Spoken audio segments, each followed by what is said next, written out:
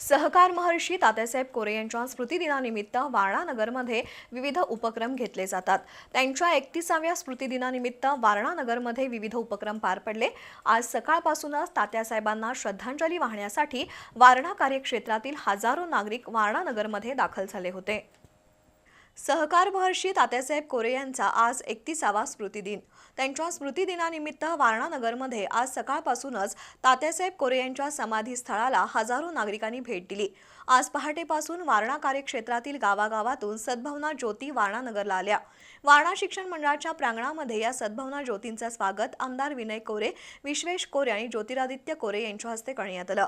यावेळी विविध सांस्कृतिक कार्यक्रम देखील सादर झाले।